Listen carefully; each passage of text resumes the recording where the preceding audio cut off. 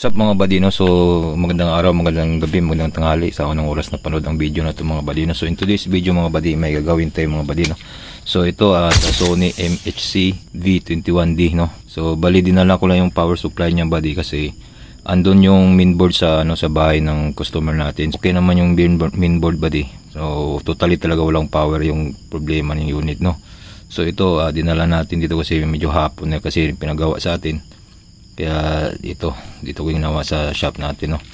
So ang problema talaga nito buddy is dead set talaga, wala siyang supply. Dito sa secondary wala talaga, zero talaga lahat. Yan secondary supply yan. Ito yung primary dito banda, no. So yan, pakita ko sa inyo yung board niya dito mga buddy. Yan. Ito yung board. Pasensya nyo na buddy kasi medyo gabi na, no. Kaya hindi tayo pwede makapagsalita ng malakas. Okay, so ganito lang gawin natin buddy, no. So okay naman yung MOSFET nya buddy. Yan, tinanggal ko yung MOSFET. So ang ginawa natin to buddy is na lang, ng 4 wires na lang tayo para mabilis mga buddy. Yan ang 4 wires, oh. So huwag kayong mabahala dyan, i-explain ko yan sa inyo, no, isa-isa, no. So dali lang yan, pero para sa mga newbies i-explain natin. Para sa mga technician alam na nila to, yung mga 4 wires na ganito. Yan, alam na nila yan. So sa mga newbies i-explain na natin mga buddy, no. So okay, so nandito yung MOSFET nya mga buddy, no, tinanggal natin. So okay naman to MOSFET nya, wala namang problema. Pero pag maglagay tayo ng 4 wires, syempre tanggalin talaga natin yung MOSFET nya. So dito yung nakakabit, yung nilagyan natin ng 4 wires, dyan yan nakakabit. So binalik lang natin yung screw, no. Okay, so ganyan yan. Ang nito mga buddy, ang supply dito dapat makasupply dito sa secondary nya, no. So papakita ko sa inyo yung supply ng secondary kasi dito sa board nya, power supply board nya is wala, hindi nakalagay yan, hindi naka-indicate. Di tulad ng iba na nakalagay dyan, no? Naka-indicate na ilang volts, mga ganun. Wala yan kahit dito. Ayan. Wala yan, walang naka-indicate. Pareho din dito. Ito sa papuntang amplifier to. Itong wire na to. Yan, papuntang amplifier yan. Ito na mapunta yung main sa nya, system sa board nya, no. Pero board pa rin ito sa amplifier yan. Okay, so zero talaga dito, sinukat natin zero talaga. So pagkita ko sa inyo yung naka-indicate dyan kung ilang volts. Yan siya. Okay, so ganitong ginagawa natin buddy, yung red kasi 4 wires nga yan, red, yellow, tsaka blue, black. Okay, so yung black dito yan sa ground, sa hot ground dito sa negative. Yan, ito dito banda negative yan. Diyan natin kinunik yan, dito natin sa jumper lang natin nilagay mga buddy, no. Sa may jumper yan, kuha natin pagtusok para yan, ito kita camera yan, oh, yan sinulda natin. Okay, tapos yung positive naman, yung pula, ito diyan natin lagay sa yan, sa MOSFET, yung sa nya tawag dito, yan sa gitna, oh, drain, diba, source drain gate yan. Yan sa drain natin nilagay yan sa gitna. Yan yung positive. Okay, so yung yellow naman dito na sa secondary, yellow at blue. Sa secondary section na naman yan. Itong yellow sa positive to ng filter capacitor na ito. Yung filter capacitor kasi is 35 volts yan. 1200 UF, 35 volts. Okay, so ito ulitin ko, 35 volts, 1200 UF yan. So dito, itong yellow niyan positive yan, nakakunik yan sa positive. Tapos ito naman ground yan, yan, diyan natin kunik yung ground, yung blue. Okay, so gets na yan, dali lang naman yan mga buddy kung alam nyo yung trabaho ng 4 wires, no. So ganyan na lang ang gawin natin buddy kasi pag gagawin pa natin yung troubleshoot pa natin, medyo mahirap at saka matagalan tayo mga buddy, no. Sumasakit talaga ulo natin pag ganitong yan, hindi kita yung ganyang mga SMD na yan. Okay, para less oras na tayo, wala nang troubleshoot dyan. So direct na tayo sa huwag natin pahirapan sarili buddy, ganun lang yan, mura na naman yung 4 wires. Okay buddy, so dapat mayroon tayong stock na 4 wires dito. May isa kong 5 wires yan, 5 wires yan kasi gamit na gamit yung 4 wires. Kaya huwag na natin pahirapan yung sarili natin, Be sure lang tayo pag ilagay natin doon, hindi makaano yung ano niya. Dapat may space, no, para hindi mag-short. Okay, so ngayon voltage check na natin yan mga buddy. Okay, so ito ulitin ko yung mga pin number nito. Yan, yan naman yung pin number na naka-indicate, no. So ito naman sa papuntang amplifier, 36 volts, 36.5 yan, 36.5, 17 dito. Okay, so voltage check natin mga buddy.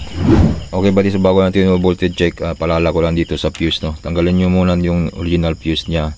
Pag maglagay kayo ng 4 wires, lagyan nyo ng 220 ohms resistor, 5 watts or 20 watts, no. Ito 5 watts lang to.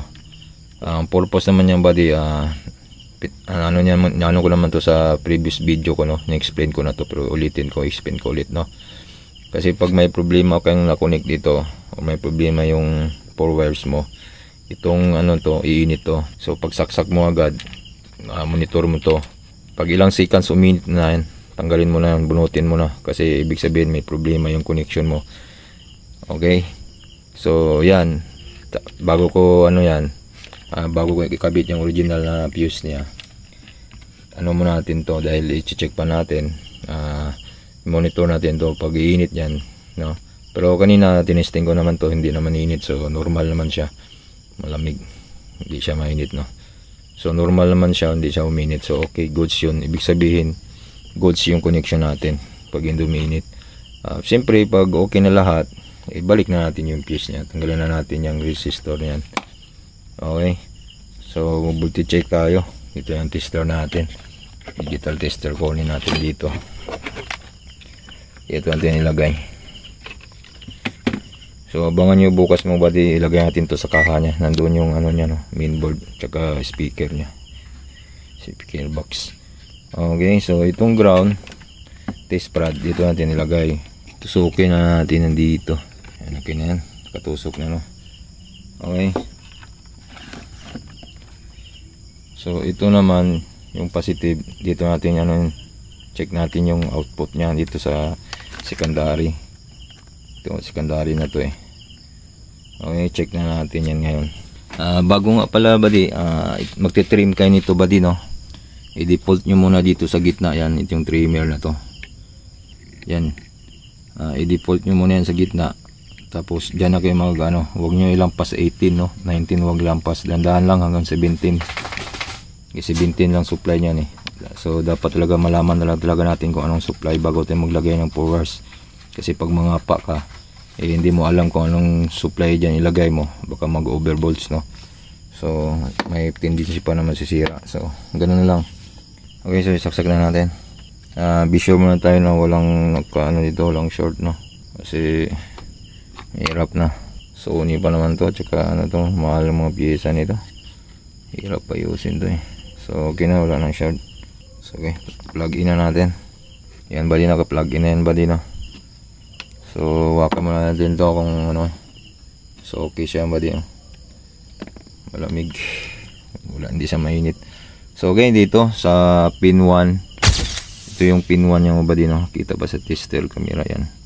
So dito dapat yung 17, no. Yan buddy, 17.1. Okay na yan, walang problema yan, basta 17 siya, huwag lang lampas ng 18. Okay, so yan, nakatusok tayo dyan. Tapos ground sa 3, sa 4 naman, ito 17 din, ito sa 3, sa 4 yan, 3 ground, 4 17, 4 5 17. Okay, so 4 5 tatlong, balit tatlong 17 lang dito. Yan yung mga i-check mo buddy. Yung iba wag mo na i-check kasi kailangan pa natin power on yan sa mainboard. Okay, so ibig sabihin lumabas yung tatlo. Ulitin natin, ito pin 1 17, pin 1, pin 3 ground, pin 4 17, pin 5. Okay, so dito naman sa ano nya, tawag dito sa papuntang amplifier, ito, so 36.5 yan dapat. Yan, 36.4, walang problema yan. Yan, nakatusok tayo dyan, oh. Okay, so next 36.4. Sa 9 yan 8. Dito naman 7. Yan 36.4 dito. Yan, tapos ground. Okay, and so on. So ito lang apat ang ano mo buddy. Okay. So meron supply lahat. So ito papunta amplifier, ito naman sa system. Okay na sa buddy, may supply na. So hopefully tanggalin mo natin plug. So hopefully buddy bukas sana walang problema na yung mainboard, no, para maano natin to kasi may supply na.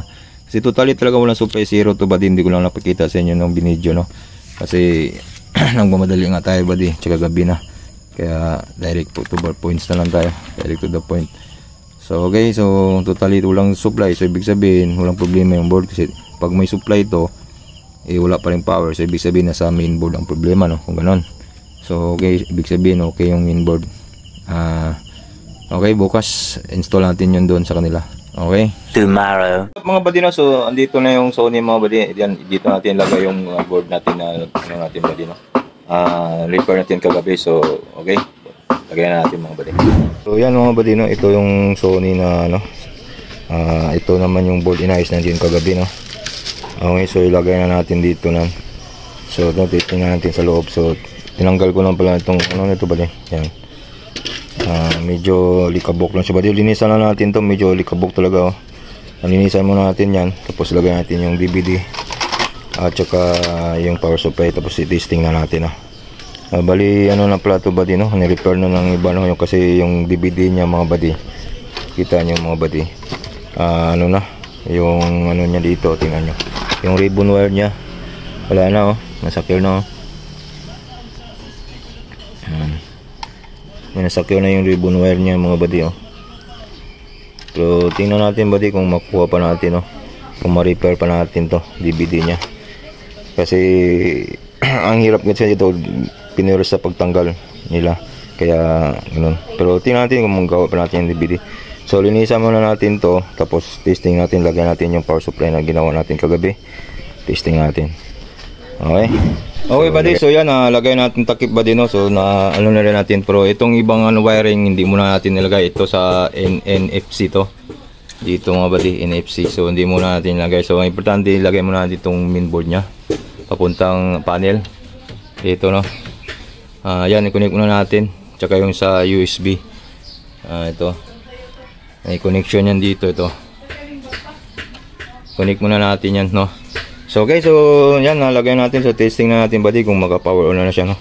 So dito na yung moment of truth mga buddy. So plug isaksak muna natin. So pasensya nyo na, isang kamay lang yung ano natin mga buddy, no.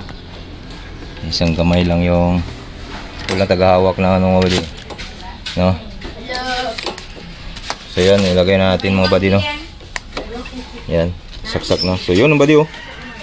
Yun, oh. Nag-power na siya mga buddy, no.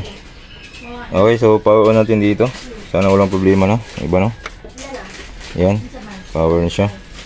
So lagyan natin ng USB buddy, yan. Kung tutunog na, no. Okay. Yan, may USB na siya. Tapos ano natin sa function. Lagyan natin sa USB. Yan, USB. Sweet. So yan, nag-reading na. Play natin. GenScore is in the mix. Play na.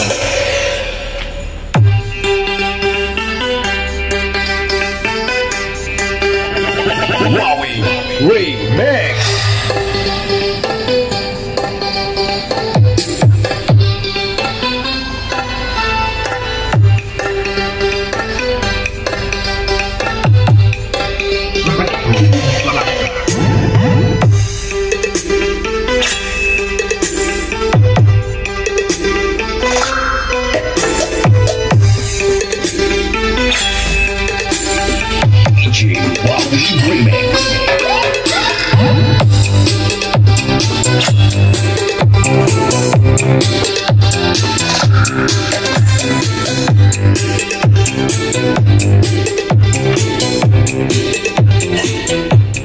So okay buddy, okay na siya, no? So continue muna natin to assemble. At least nalaman natin okay na yung power niya, no? Tumunog na rin, okay yung amplifier niya. So ilagay na natin tong DVD at saka assemble na natin, final ano na natin buddy, kasi marami pang gawin to. Natanggal pa tong ano dito niya buddy, oh. Yan, oh, sa DVD. So gawin pa natin paraan niya, no, para makumpleto na lahat.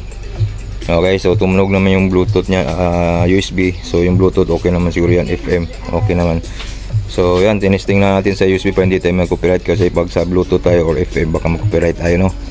So dyan naman natin tinesting mga buddy sa USB. So ibig sabihin okay na siya, may power na, may sound na rin. So successful yung ginawa natin kagabi mga buddy, no? Yan. So okay, so assemble muna natin to, final natin para matapos na to. So okay buddy, yan na, saraduhan na natin buddy, no? So yung DVD is hindi na napagawa yung kasi sira yung ribbon wire, no? Kasi walang binibenta dito, orderan pa natin ng online. So yan, tinatakpan na natin mga buddy, no? So yan siya mga buddy, yan. Nakatakip na lahat, no? So okay, so final testing na natin mga buddy, no? So plug in na natin ulit. Yan. So yan, lumalabas na yung demo niya mga buddy, no? Yan. So power on na natin to. Yan. Power on natin. Yan, volume. So lagyan natin ng USB. Okay. Lagyan natin ng USB to. USB, tapos punta tayo sa function. Yan. DVD-CD, USB yan. So please wait. So yan, i-play na natin. James Score is in the mix. Yan, bali, tumutunog na, no? Wowie Remix.